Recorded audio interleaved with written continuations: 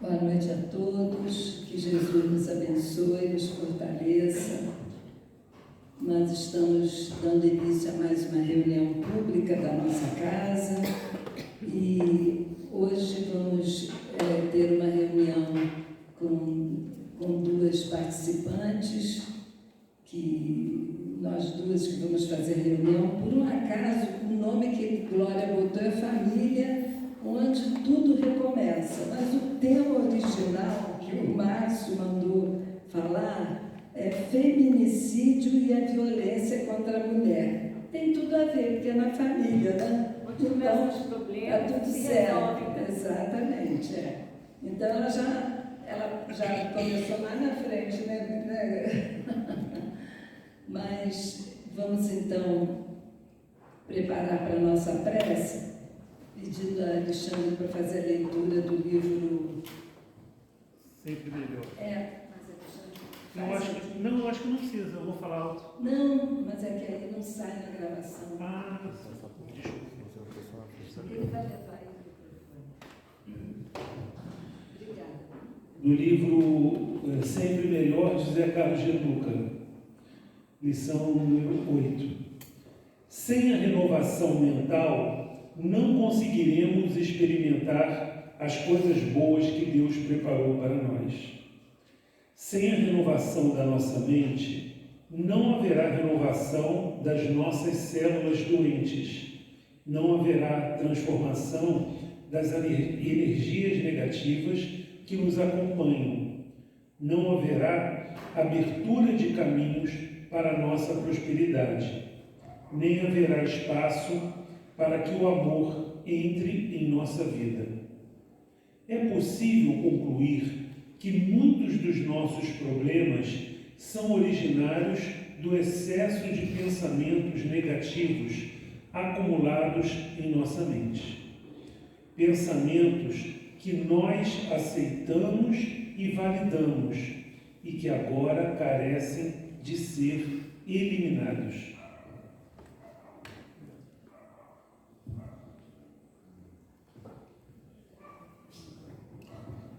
Então vamos elevar nosso pensamento bem alto a Deus, nosso Pai, a Jesus, o nosso Mestre, e pedir muito o amparo para esta reunião que está iniciando agora, que a inspiração não nos falte, a Glória e a mim, para que este tema possa ser abordado com muito amor e muito carinho, como merece ser.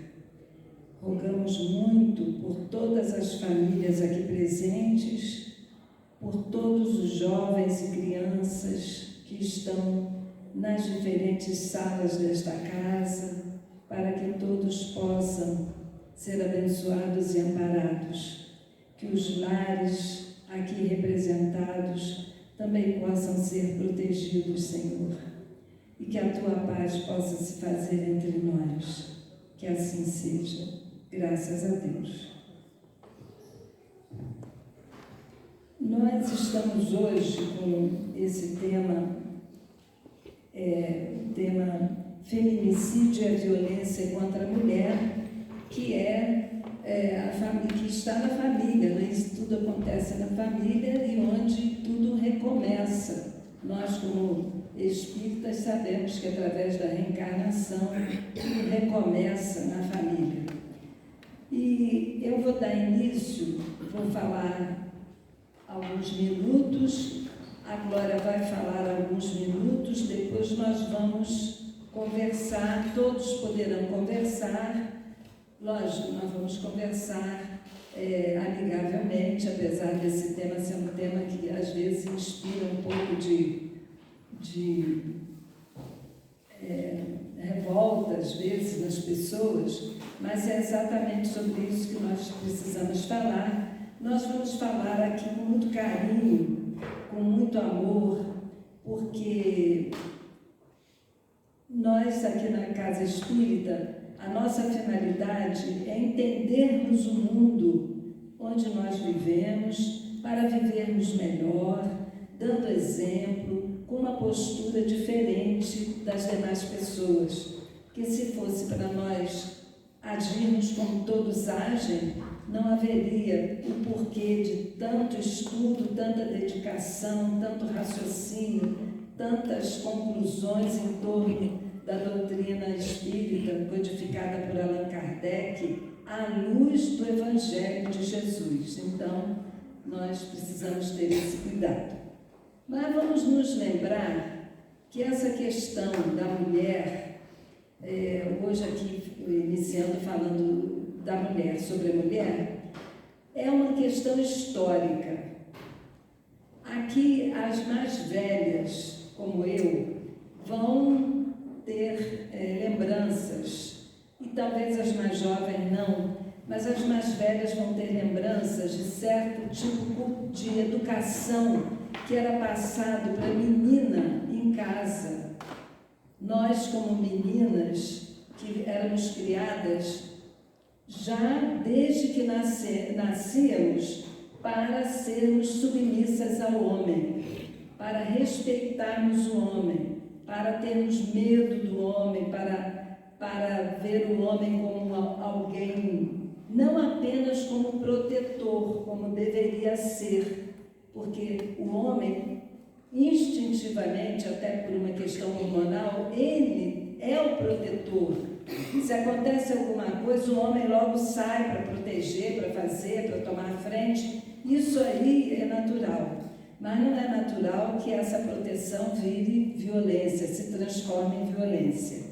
Então, nós vamos ver que no tempo de Jesus, eu peguei aqui um trecho escrito no tempo do Cristo, quando Cristo passou pela terra, dizia assim: compra-se uma mulher por dinheiro, contrato e relações sexuais. Compra-se um escravo pagão por dinheiro, contrato e tomada de posse. Há então diferença entre a aquisição de uma mulher e de um escravo? Então, era anunciada a compra de mulher para trabalhos domésticos e para serviços sexuais em casa. E, da mesma maneira, era comprado o escravo. Só que tem uma diferença. O escravo, quando ele era judeu, era um escravo judeu, porque naquela época não se trata de escravo da África, é escravo que era na luta, ele era tomado, ele era vencido, então ele era obrigado a ser escravizado. Então, nós vamos ver que o escravo, quando ele fosse judeu, ele tinha maiores direitos do que a mulher da casa, embora ele fosse escravo. A esposa do dono da casa, porque naquela época tinha o dono da casa e o chefe da família, a gente sabe que teve até pouco tempo. A maioria aqui já ouviu falar isso. O chefe da família era o homem, não é? Mesmo que ele não fosse, não se comportasse como tal, legalmente ele era o chefe da família. Então, o judeu escravo, ele tinha mais direitos do que o homem. Ele não lavava os pés do patrão, do dono da casa. Ele não lavava porque ele era escravo judeu e ele era homem. A esposa é que lavava os pés do marido quando chegasse em casa ou das visitas, porque o escravo que tinham era judeu e ele era mais importante do que ela. Então, aí a gente já vê uma ideia da diminuição da mulher, sempre foi. O filho, quando fizesse 6 anos de idade, ele já não andava ao lado dela na rua, da mãe, ele andava à frente, ela era obrigada a andar atrás do menino de 6 anos, porque ele era menino, ele era superior a ela, a mãe, aquele menino que ainda precisava dos cuidados dela, mas era a ideia da época. Então, com tudo isso, a gente vê como a mulher era, culturalmente, a educação era essa. E a nossa educação é judaico-cristã. Então, nós herdamos essa mentalidade da mulher ser inferior ao homem. E o irmão, né? No meu tempo, eu não tive irmão, homem, mas eu sei de amigas minhas que tinham irmãos. O irmão era mais novo, mas era ele que saía com a irmã para tomar conta dela. Nesses dias eu escutei uma entrevista de Caetano Veloso, esse cantor, contando a história dele, como é que ele veio para o Rio com a irmã dele, Maria Bethânia. Ele contou exatamente isso. Ele veio para o Rio, mais novo do que ela, né? Ele veio para o Rio porque a irmã foi chamada para cantar. E o pai não deixaria a irmã vir sem ele. Ele veio para tomar conta, ele usou esse termo. Eu vim para tomar conta de Betânia, porque ele era o homem e ela era a mulher. Então isso aí era comum e era natural, era natural na época, como era natural muita coisa horrível que acontecia. A mulher. Eu conheci muitas mulheres aqui que trabalhavam aqui nas fábricas, na Cometa, lá no Alto da Serra, naquele polo industrial que tinha lá, que terminava o mês, ela recebia o pagamento e entregava ao marido. Ela dava o dinheiro do mês inteiro de trabalho dela para ele. Ele administrava o dinheiro para casa, junto com o dele, com certeza, mas se ele também não quisesse administrar, se ele quisesse ir para o boteco, beber, tudo, ele ia. E muitos faziam isso. E ela não tinha ingerência sobre o próprio dinheiro dele, porque seria uma série de problemas. Então, essa questão da diferença entre homem e mulher já foi muito maior do que é. Ainda é, mas já foi muito maior. Tem um outro caso aqui que eu acho interessante, que diz assim, que naquela época de Jesus, o homem que quisesse se separar da mulher, ele poderia, não tinha divórcio oficial, mas se o homem chegasse e falasse assim, não quero mais ficar casado com fulana, ela tinha que sair, ela estava legalmente separada dele, a partir daquele momento, porque ele não queria mais. Mas se fosse o contrário, ele tivesse outras mulheres, como tinham, e era natural, ela tinha que suportar tudo aquilo, mas se ela se rebelasse, não quisesse, o que acontecia? Ela era obrigada a suportar, porque a mulher não tinha direito a pedir separação, só o homem. A ordem de beber água, né? A água da época do Cristo só bebia depois dos animais. Né? Depois dos animais, e a alimentação também. Para beber água, para se alimentar, tudo era depois dos animais da casa, porque os animais eram muito importantes para a manutenção da família, não é? Então a mulher, e com isso, gente, nós vamos, me desculpem os homens aqui presentes, mas a culpa é nossa, nós que educamos os filhos homens com esse machismo até hoje, mas há muito homem até hoje que a palavra dele tem que ser a última, é ele que sabe tudo, a mulher não pode argumentar, não pode dar uma opinião, porque ele é o homem, e às vezes é um homem tão limitado, né? E é a mulher que não há uma harmonia de troca de ideias, de pareceres, não há uma concórdia de pensamento, não há uma união. Não, há a imposição. Aqui é assim, sou eu que mando e está acabado, e grita, e fala alto, né? E isso não pode acontecer. Isso não pode e não deve. Primeiro que cristamente isso não existe, nem legalmente isso existe, mas já houve, mas ainda há muito ranço do passado, E com isso, há pouco tempo eu comentei aqui das piadas que as moças eram obrigadas a ouvirem na rua, quando passavam os rapazes mexendo em pé na porta do bar, na porta da loja, mexendo com as moças que passassem. Mas nem sempre eram palavras até assim, carinhosas ou até... Não, às vezes era coisa feia mesmo, coisa bem pesada. E a mulher tinha que ouvir e fingir que não ouviu. Quando a gente lembra disso, isso aí faz muito pouco tempo. E ainda tem muita coisa que a gente precisa vencer. Mas a gente precisa vencer não com a briga, não com a guerra, não é? Mas com o amor, com o estudo, com isso, com a discussão. Porque teve uma época no Japão que houve uma violência horrível no Japão. Aumentou muito a violência. E o que o povo japonês fez? Toda semana, na sexta-feira, o Japão parava.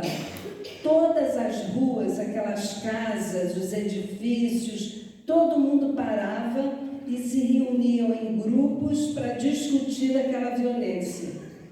E com isso, com os meses, aquilo tudo sendo trabalhado, a discussão, o estudo feito em torno daquilo, acabou com a violência, voltou ao normal o Japão. E esse machismo, esse feminicídio tão falado, como a gente escuta falar aí, isso tudo vai acabar a partir do momento que os grupos se reúnam para discutir o que fazer, como agir com os meninos em casa, como é que o menino deve tratar a menina, quando ele quiser namorar a menina, como é que ele chega para falar com ela, ou como é que vai ser, como é que é a situação do respeito. Se a menina realmente não estiver interessada, ela vai ser obrigada a ser interessada por ele? Por quê? Né? Então, a gente precisa ter esse tipo de discussão na família, nas igrejas, em todos os lugares. Eu vou passar aqui para... O assunto é muito vasto, não vai dar tempo de quase nada, mas alguma coisa a gente fala, né? Obrigada, Isabel. Se você quiser falar na frente. Eu vou ficar aqui, tá ótimo. Então é isso, gente. A situação da mulher é complicada, né? Mas já melhorou bastante. E ainda tem muito que melhorar. Essa é a questão. E aí, por que a gente trouxe justamente essa discussão aqui para dentro do Centro Espírita? Porque nós espíritas, nós cristãos, temos a obrigação de tratar o outro do jeito que a gente gostaria de ser tratado. E existem muitas, mas muitas mulheres, ainda hoje em dia, que não são tratadas do jeito que elas merecem, do jeito que a gente gostaria de ser tratado. Né? Então, é uma discussão seríssima. Né? Como a Isaura falou, a gente não vai pelo viés da acusação, a gente não vai pelo viés do julgamento, mas a gente vai pelo viés do despertar da consciência. Né? Muitos pais aqui têm crianças na evangelização, alguns já são jovens da evangelização, e é aí que a gente tem que começar a fomentar essa discussão para a gente poder abrir a nossa consciência. Porque existem casos muito sérios, né, acontecendo hoje. Né? E aí eu tenho alguns dados aqui, que daqui a pouco eu vou falar para vocês.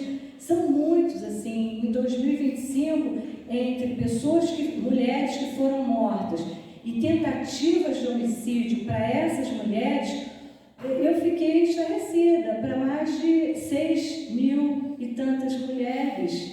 Algumas morreram, outras não, outras os cônjuges, né, os companheiros, tentaram fazer com que praticar esse crime, levar à fatalidade e não conseguiram. Mas 6 mil e tantas pessoas no ano passado é muita coisa, né? Então a gente tem que abrir a nossa mente para a gente educar as nossas crianças, para a gente educar os nossos jovens.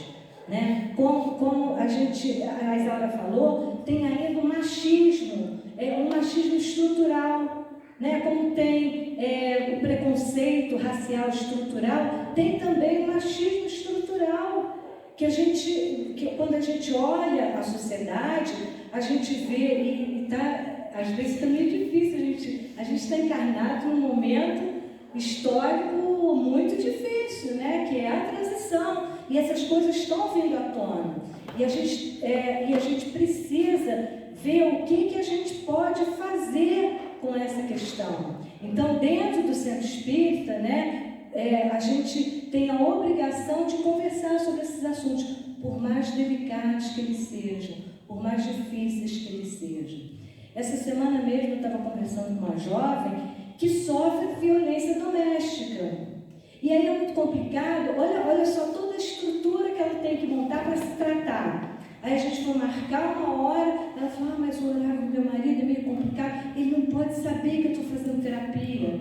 E ela tem risco de suicídio. Olha que coisa, né, louca, ela está com um companheiro que ele não pode saber que ela está fazendo terapia.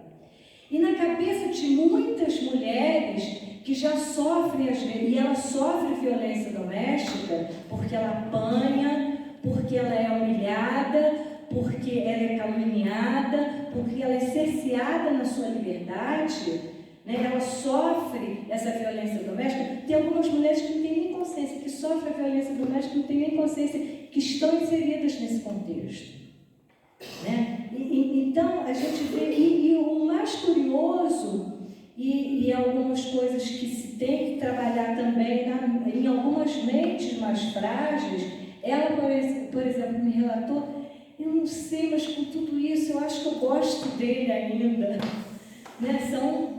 São pessoas com uma personalidade muito frágil, né? Ela se submete a uma violência contínua dentro do próprio lar, com os filhos presenciando, e ela não consegue ainda sair disso, né? Então a gente realmente precisa conversar sobre isso. Eu escrevi uma pequena coisa que eu gostaria de compartilhar com vocês, que eu acho interessante, porque o feminicídio, ele não começa no feminicídio, ele começa em toda essa mentalidade errada, né? Nessa mentalidade do machismo, que o homem não pode chorar, né? Que o homem não pode mostrar emoção, que o homem tem que ser forte, que para ser macho, o cara tem que ser agressivo, às vezes até violento. Então, são mentalidades que estão aí, né, em que a gente está inserido nesse contexto social. E aí, eu escrevi assim. Então, hoje a gente não vai falar só sobre a violência contra a mulher. A gente vai falar sobre o tipo de amor que a gente está ensinando na nossa casa. Qual é o tipo de amor que a gente está ensinando na nossa casa? Depois eu vou dar a gente vai dar a oportunidade de falar, que vai acendendo, né, a vontade de falar. E o feminicídio não começa com assassinato, começa com a piada machista, como a Isaura falou, começa quando a gente ensina que o homem não pode chorar, quando a gente acha que ciúme exacerbado, é claro, o ciúminho ou outro tem níveis, né? Nível patológico e nível da normalidade, né? Que esse ciúme exagerado é prova de amor, quando não é, quando o controle é chamado de cuidado. Quando o ciúme é romantizado e quando a menina, e existem jovens de todas as camadas sociais que suportam o inaceitável. Às vezes ali com um namoradinho, né, que começa porque tem sempre, no início, né, da paixão é sempre aquela sedução, né? Quem nunca viveu isso? Aquela sedução, aquela coisa maravilhosa. Depois, as máscaras caem e a pessoa começa a se mostrar tão como ela é, porque ninguém consegue sustentar uma máscara por tanto tempo, indefinidamente. Você consegue sustentar, às vezes, uma imagem por algum tempo, mas não todo o tempo, né? Então, e quando a gente, como educador, como responsável, quando a gente é permissivo e deixa o menino que está demonstrando uma personalidade extremamente dominadora, a gente não dá o limite, a gente não conversa. Então, se a gente quer proteger as nossas filhas, a gente precisa educar os nossos filhos. O feminicídio é o último degrau de uma escada que foi construída em silêncio. né, da passividade feminina, que antigamente a gente não podia nem falar, né, Isaura? Agora a gente já pode, olha, avançamos um pouco, né? A gente já pode, a gente não é preso, a gente não é escorraçado, a gente não é espancado em casa, então a gente já pode falar, a gente já avançou. Mas ainda tem muita gente vivendo sob esse jugo, sobre o jugo de uma agressividade, de uma violência covarde. Então, desejando um mundo mais seguro para os nossos filhos, a gente precisa educá-lo com bastante atenção, com zelo, olhar.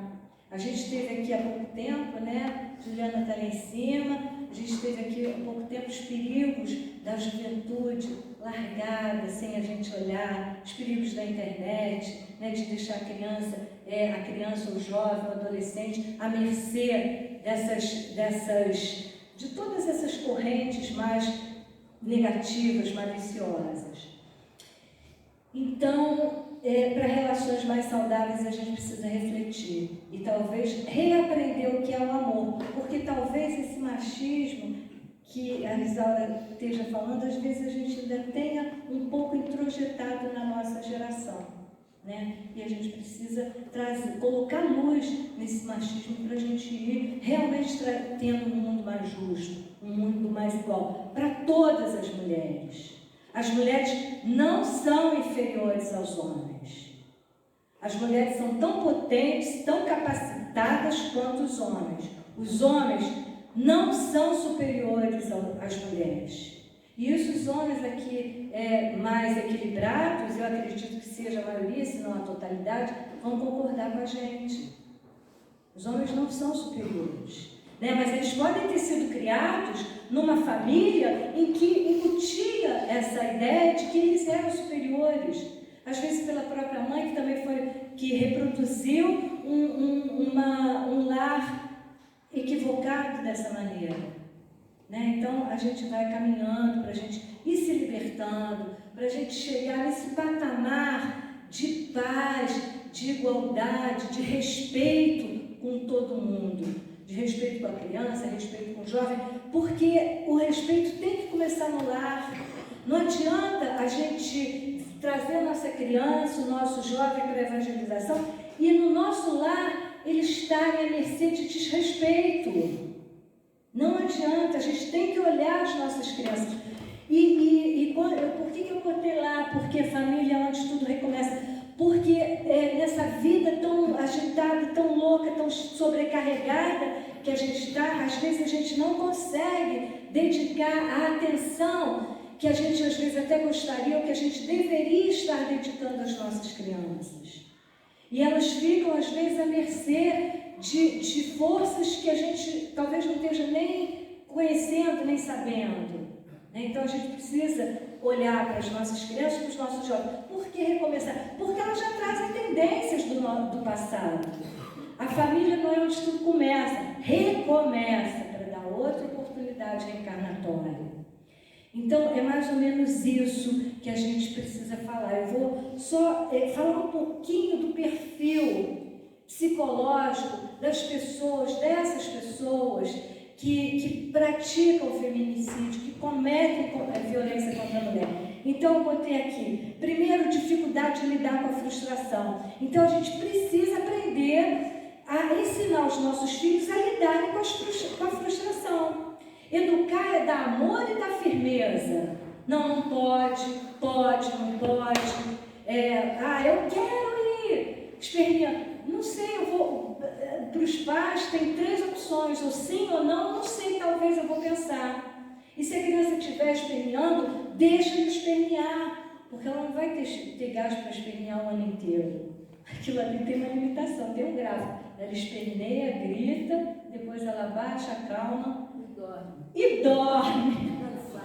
Para alívio dos pais, né? Criança dormindo é quando a gente fica satisfeito, né? Porque quando está doente não dorme, aí a gente fica aflito. Quando está fazendo bagunça, às vezes alguns pais também ficam aflitos. E aí quando dorme, fala assim, nossa, ai que bom, está seguro, né? É isso que a gente quer, né? Mas eles não dormem o tempo todo. Então, a gente precisa, a pessoa não aceita a separação. Eu não quero mais você eu te amei, mas eu não te amo mais, eu quero viver a minha vida. Mas a pessoa não aceita, porque ela quer ter o domínio sobre a outra pessoa. E a gente aqui também tem que aprender a se amar mais do que a qualquer outra pessoa, porque se a gente não se ama plenamente, a gente não consegue amar com equilíbrio o nosso filho, o nosso marido, o nosso pai, a gente não consegue amar com equilíbrio, a gente ama com distorções, né? Então a gente precisa estar centrado para a gente dar um amor de qualidade. A gente sempre conseguiu dar esse amor de qualidade? Não sei. Às vezes sim, às vezes não, às vezes a gente errou no tom, às vezes a gente falou mais alto, às vezes a gente não falou, porque a gente também está aprendendo a ser cristão, aprendendo a ser espírita, aprendendo a respeitar o outro, né? Então, sentimento de posse, ele vê a mulher como uma propriedade. A mulher não é uma pessoa, ela é uma propriedade, ela é um objeto que ela bota aqui, bota ali, bota onde ela quiser, né? O ciúme doentio patológico, a gente já falou que ter controle.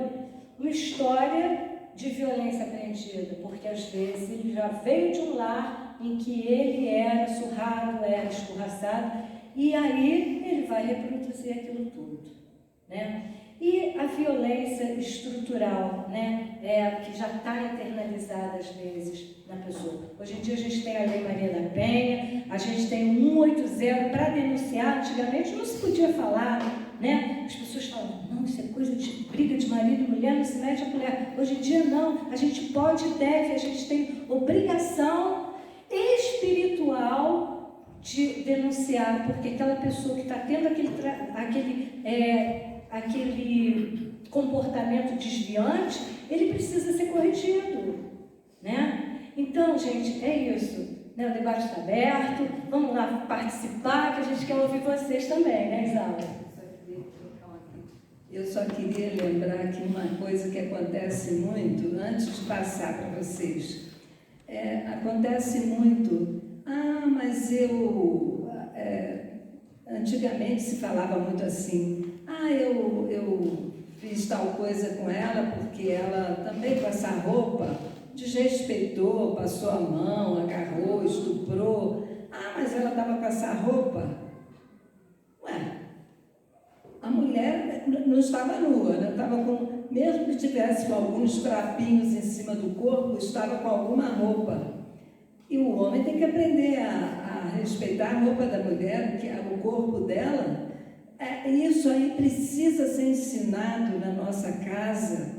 Por que o homem é obrigado a atacar, a ver e não se conter, a ter que falar bobagem, a ter que falar, ou a ter que ter um comportamento tão horrível como esses que a gente escuta aí na mídia? Casualmente, o assunto hoje já estava programado já há vários dias, antes de acontecer essa situação que a gente está vivendo aí na mídia, toda hora repetindo, e que a gente está vendo até artistas, autoridades, sem falar em política, sem nada, pedindo sobre essa violência do homem contra a mulher. Aqui no Brasil isso está demais.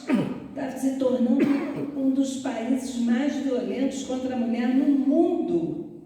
E onde é que está a nossa religiosidade, o espírito bonachão do brasileiro, a alegria, a brincadeira, a gozação do brasileiro? Cadê isso? Agora é tudo na ponta da faca, com um revólver na mão, matando. E matando mãe dos seus filhos, a mãe dos seus filhos. E aí destrói a vida dos filhos também. Essas crianças são crianças completamente desorientadas, que vão ficar numa situação horrível. Melhor separa, gente. Allan Kardec coloca isso claro no Evangelho segundo o Espiritismo. Se já não dá certo, separa. Vai cada um para o seu lado, vai viver a sua vida, refazer a sua vida. Por isso que a doutrina espírita é libertadora, ela é consoladora e é libertadora. ela não diz para ninguém ficar amarrado em lugar nenhum, não é? Então, isso aí é importante que a gente analise e passe para os filhos, acima de tudo. Então, está aberto ao debate, não é, Glória? A gente quer ouvir vocês. Vamos aí, alguém...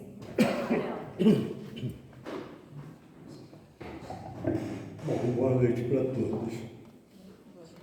A gente, bem rapidinho, a gente sabe que evoluiu-se muito. Quando a gente foi falado aqui tantas situações em que a mulher aparece depreciada, e a gente lá no começo não sabia nem para que servia uma mulher quando o homem era primitivo, nômade, jogava fora quando era feminino, porque não servia para nada, não. Então, mas tudo a ver que nós temos que tocar nesse assunto aqui hoje, porque na verdade está pululando dentro da sociedade.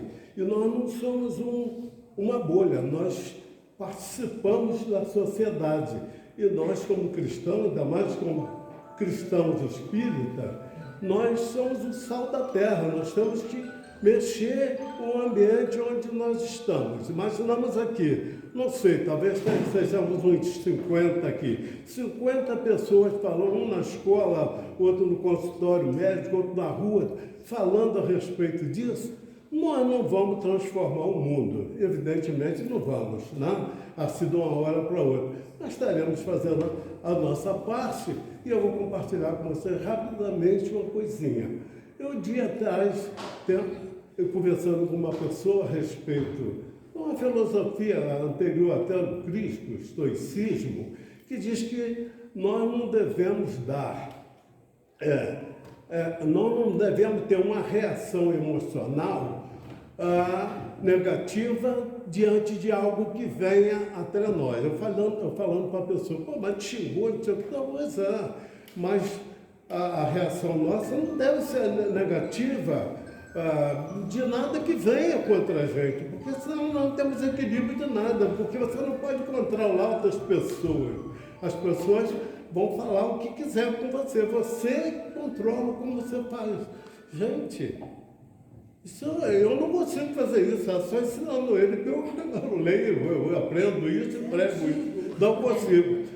15 dias depois ele falou comigo, chorando, o quanto ele conseguiu com aquela mensagem que eu passei para ele.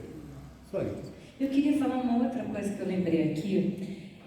Quando a mulher se coloca nessa situação de violência, é porque ela está fragilizada internamente. Então, isso não é de uma hora para outra, entendeu? A gente tem que, às vezes, perceber também, ou saber e ter essa consciência de que a mulher que se colocou nessa situação de violência, ela de alguma maneira está tão fragilizada internamente que ela não sente, às vezes, força dentro de si para se libertar de uma situação assim, nociva, tóxica, né? Então é um longo processo até a gente ajudar essa pessoa a se fortalecer para ela conseguir, ou que esse relacionamento mude. Eu costumo, às vezes, quando a gente atende casal, a gente fala, tem 3 possibilidades.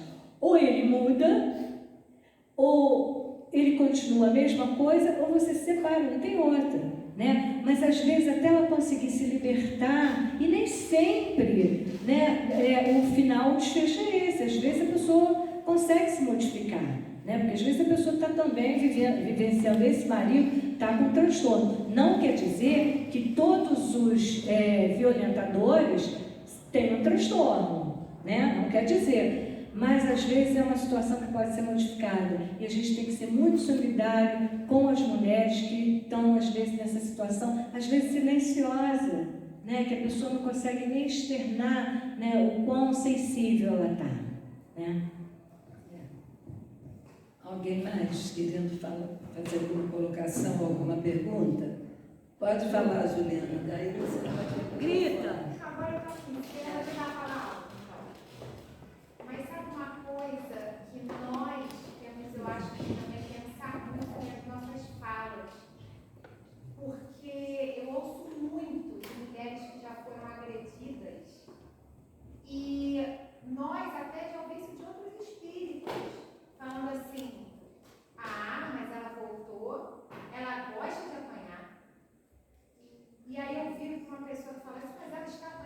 voltou, não gosta de apanhar, essa mulher gosta dessa violência.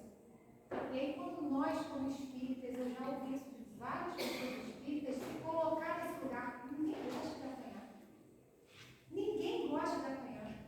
E essa mulher, como o Glória falou, está tão fragilizada que ela aceita aquela situação porque ela é mãe e aquele é o pai, e ela acaba aceitando por conta dos filhos, acaba aceitando por conta dessa dependência financeira. Sim. Isso aí é Então, um ponto importante. vários comentários que nós fazemos às vezes no dia a dia que fortalece esse pensamento machista e de violência contra a mulher.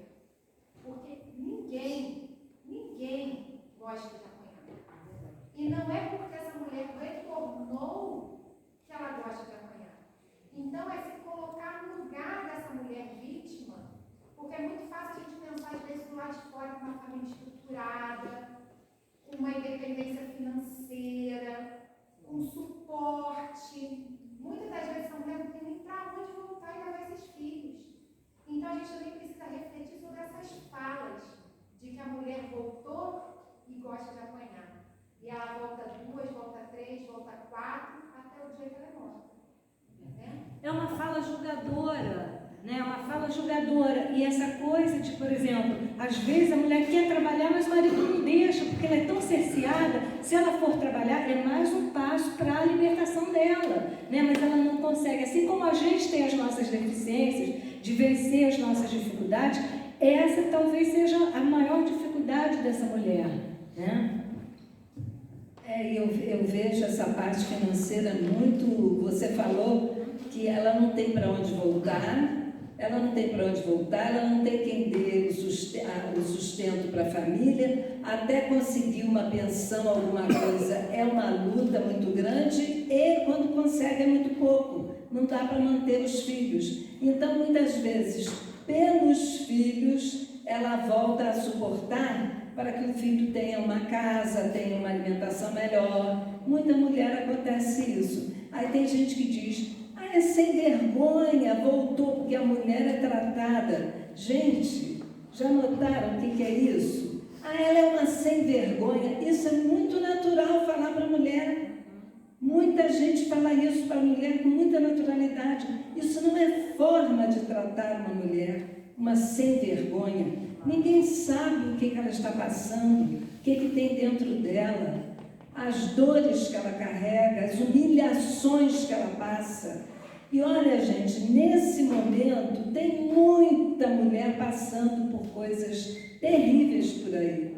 Muita, que nem essas que não falam, que suportam caladas. Porque essa situação de ter que... o homem... Porque às vezes a mulher trabalha, chega em casa e ela tem que fazer todo o serviço doméstico. E o marido não ajuda, e ele diz assim, eu vou te ajudar, me ajudar a ela. A casa é dos dois. Todo mundo ali, aquilo ali é um trabalho, não é que o marido vai ajudar a mulher. Isso é uma terminologia arcaica. Lá, antigamente, que era usada.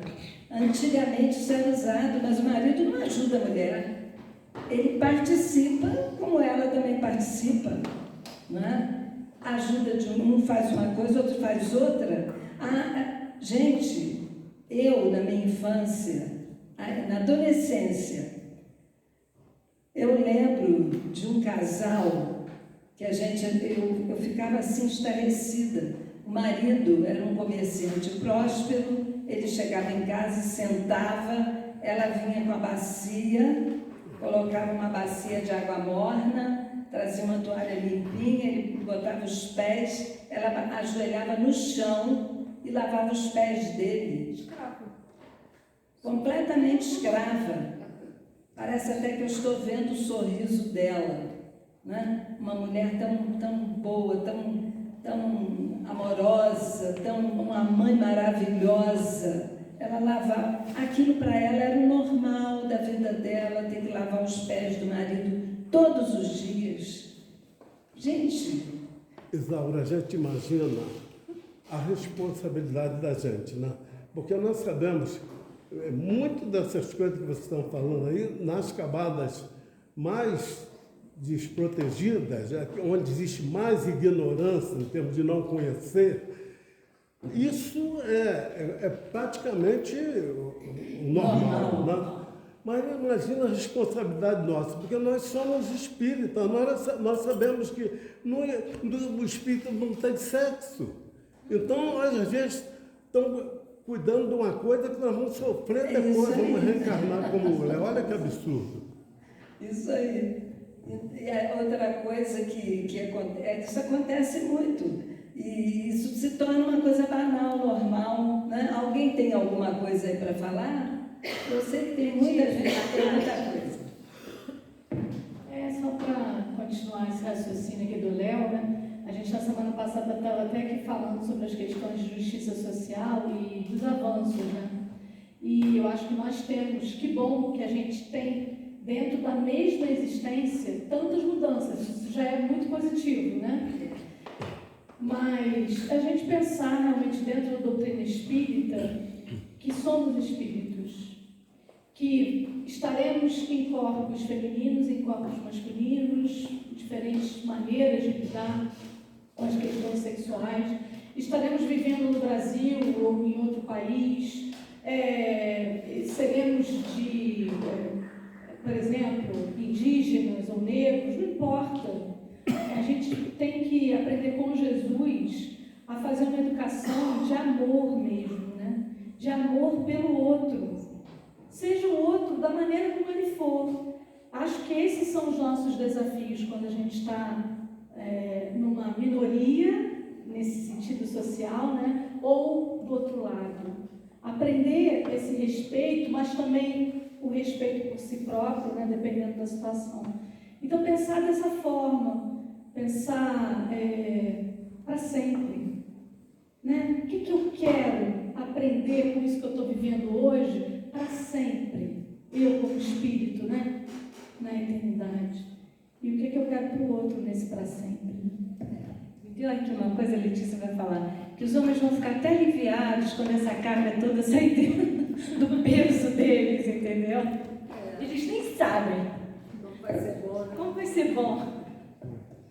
É importante a gente pensar também que às vezes a mulher, ela trabalha, ela dá conta dos filhos financeiramente, ela sabe que ela consegue dar conta de tudo, mas a violência psicológica do marido dentro de casa é tão grande que faz com que ela duvide dela mesma. E ela se coloca muito menor, muito inferior a ele, porque ela começa a duvidar do que ela é capaz. Mesmo ela sabendo que ela está passando por tudo aquilo, ela acaba duvidando. E eu acho que é legal a gente pensar também que quando a gente tem os nossos filhos lá pequenininhos, muitas das vezes a gente tem um preconceito, às vezes a criança, o menino quer brincar com uma Barbie ou quer pegar a maquiagem da mãe e a gente tem o medo dessa feminilidade do menino, né? E a gente vê hoje em dia os homens femininos, e é tão lindo a gente ver esses homens que têm um carinho, que têm um amor. A gente não precisa ter homens brutos o tempo inteiro, fortes. Tanto o homem quanto a mulher que gosta de lutar. Eu tenho um monte de aluna que faz balé porque o pai obriga, porque ela não pode fazer judô, a menina tem que fazer balé. Então, assim, eles começam lá de bebezinho, né? Acho que essa mentalidade. Teve um dia que meu filho chegou em casa e falou assim, ele tinha 8 anos. Mãe, você compra a cartinha do Pokémon? Eu falei, ai, Theo, de novo, todos os dias, isso? Ele, não, é para eu dar para minha amiga, porque meu amigo disse que ela é menina e não pode brincar dessas coisas. Eu falei, então compra, quantas você quer? Então, assim, ele já tem essa mentalidade, mas e aqueles meninos que estão ali com ele? O que eles estão aprendendo? Que a menina só pode fazer uma coisa e o menino outra? Então, assim, eu acho que é a nossa responsabilidade desde pequenininho mostrar isso para as crianças, né? Que o importante é o amor, é o respeito, importa como vai ser, mas é o sentimento mesmo. Nossa, que coisa importante que você falou, Letícia. Assim, essa coisa da mulher ser colocada para baixo, você ser desvalorizada muito, e essa coisa também de quebrar as barreiras, de deixar a criança livre para ela brincar com o que ela quiser e usar a roupa que ela quiser. Eu queria falar uma coisa, também um ponto que nós falamos da conscientização da mulher, mas apesar que o Mandurinha pode não fazer o verão, como o Léo está falando, né? Mas a conscientização que a gente está num mundo que a gente precisa de leis que protejam a mulher, né? Leis que protejam, leis que incentivem, né, essa política de igualdade muito. E você vê que tem um momento que eu concordo com Juliana, tudo que foi falado, mas você vê que tem um momento do voto, a importância do voto. O voto está ali, você sozinho, sem falar em quem você votou, e é importante que a mulher se conscientize, porque a mulher também não está preocupada em votar em quem está ali para proteger com uma outra mulher os seus direitos, né? E você vê, isso é histórico. A mulher, às vezes, não vota na mulher que está ali para proteger. A gente tem que mudar isso também. Elas não podiam nem votar, né? Não podiam nem... Hoje podem, né? Pois é. Então, quer dizer, hoje ela se conscientizar e falar assim, em quem que eu estou votando? É com aquela pessoa, aquela mulher que está comprometida com aquelas mudanças? Ou está votando em quem não está preocupado com os direitos dela, não está preocupado? Isso é muito importante, né? É aquele momento que ela não sofre a censura do filho, do marido, do vizinho, né? É o voto. Só dela. Só depende dela.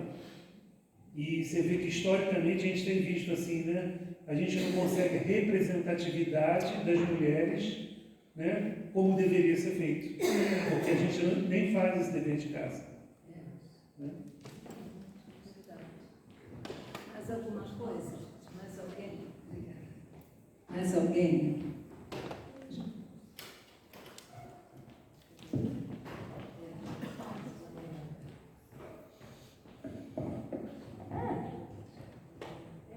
Porque antes do Alexandre falar, eu estava pensando justamente nisso, né? Na importância que a gente tem na questão de quem a gente vai estar colocando que possa estar criando leis e que a gente sabe que, assim, você tem uma medida protetiva, mas esse apoio é muito falho. Tanto é que elas morrem, mesmo com medida protetiva. Essa foi o levantamento que teve no ano passado, de que a maioria delas tinham medida protetiva e morreram. Então, assim, quem é que a gente está votando, né? E assim, eu escuto muito aqui, eu aprendi aqui, que não adianta ser espírita só dentro da casa espírita, né? Que aí é muito fácil. Para fora da casa espírita é que é difícil. Então, assim, eu acho que não adianta a gente se indignar com esta causa, só na indignação. A gente tem que ter atitudes que possam ter ação na sociedade. Então, como o Léo falou, assim, conversando com um amigo e tentando esclarecer, sabendo educar os nossos filhos e exigindo das autoridades que elas tenham medidas mais efetivas com relação a isso, porque realmente a gente está numa situação muito complicada, que assim, é irreconhecível, né? Que a gente, de uns, sei lá, 8 anos para cá, essa coisa seja 5 anos, sei lá, seja tão escancarada, tão absurdamente aceitável, né? Então, assim, que a gente possa comprar, né, levantar essa bandeira, mas de uma maneira mais efetiva, exigindo realmente que elas possam ser protegidas, né? Todas nós possamos ser protegidas. Excelente, mas é porque nós, isso que você falou, não é porque somos espíritas que vamos entregar para Deus, não. Muita coisa nós temos que tomar atitude e fazer. Nós não vamos sair pela rua gritando, mas vamos, dentro do nosso âmbito de ação, nós vamos atuar com delicadeza, com educação, com civilidade, nós vamos, principalmente através da educação das pessoas, né? Das crianças, dos jovens, da nossa própria família, em torno de nós. segundinho só. Eu li lá, Eu vi na hora só. Sim, pode falar. Só para reforçar o que Alexandre falou. Reforçar o que Alexandre falou. Lógico que existem exceções, toda regra é exceção, e não há santo na terra. Mas, de qualquer forma, a estatística diz que as mulheres em cargos públicos são muito mais competentes e menos corruptos que os homens. Isso é Menos estatística. corrupta, isso aí é mais do que claro. Agora, outra coisa que eu vou falar uma frase aqui que muita gente vai lembrar. Isso é coisa de mulherzinha, né? A gente escutava muito isso, garanto como muitos aqui que são muito mais jovens, mas que já ouviram isso. Isso é coisa de mulherzinha, isso é coisa de mulher, como se coisa de mulher fosse alguma coisa inferior, menor, né? Isso tudo esse vocabulário a gente tem que abolir da nossa família, entre os nossos filhos, e também tirar da nossa cabeça, porque isso fica muito impregnado, né? Na educação da gente, fica muito impregnado. Nós estamos já na nossa hora e vamos, então, tem mais alguém aí? Tem uma pessoa, Nelly? Uma coisa muito rápida. Peraí, Nelly, muito rápido. Eu noto hoje que eu tenho muitos netos, todos estão casando. E eu estou percebendo que o companheirismo, o respeito, a colaboração de um com o outro está muito melhor do que há tempos atrás. Casal, né? O casal. Os rapazes novos estão sendo mais bem educados Muito mais. do que os homens antigos. Né? Eu tenho percebido, eu observo, que eu vou à casa dos meus netos, eu estou vendo como a coisa está caminhando. Então há uma esperança, né? Eu também percebo, meu gênero. Isso aí chama atenção até para a gente, porque essa geração nova, raros são os homens que ainda se colocam naquela postura. Os rapazes mais novos, os homens mais novos, são aqueles que se colocam, não vou lavar um prato, não vou carregar a criança, não vou dar banho no neném. Em geral, a geração nova, a maioria faz. E a antiga não fazia porque era praxe, era educação que a própria mulher dava, porque ela recebia aquilo e ia passando. E o homem era criado para isso, para não fazer nada, e a mulher tinha que pegar a roupa no armário na hora que ele fosse tomar banho, entregar na mão dele. Tem que rir mesmo. Só rindo, mas era assim. O homem parecia um inválido, era um inválido. Trabalhava, chegava em casa, sentava, a mulher abria o armário, pegava a roupa, entregava para ele tomar banho. Ela que escolhia a roupa que ele ia trocar, inclusive. Então, gente, vamos caminhando para o nosso final. Eu vou pedir Glória trouxe aqui um papelzinho, está bem pequenininho, mas muita gente não recebeu. Tem aqui, depois é só Ainda tem aqui. É uma prece. Eu vou pedir a Glória que ela leia a prece como prece final, tá bom? Agradecendo muito a vocês todos pela colaboração, pedindo desculpas se algum homem aqui se sentiu ofendido. Tem todo o direito e a gente pede desculpa, né? Se algum homem se sentiu ofendido. Mas é o progresso, né? É o progresso que nos chama. Então, vamos nos encaminhando para a prece final. A Glória vai fazer e depois algum aviso e passamos para o passe. Então, vamos lá. Vocês podem fechar os olhos e depois pegar aqui a prece. Senhor Jesus, hoje refletimos sobre dores profundas da nossa sociedade. Pedimos, portanto, por todas as mulheres que vivem em silêncio o medo, que encontrem proteção, coragem e amparo. Pedimos pelos lares onde o diálogo se perdeu, para que o respeito volte a florescer.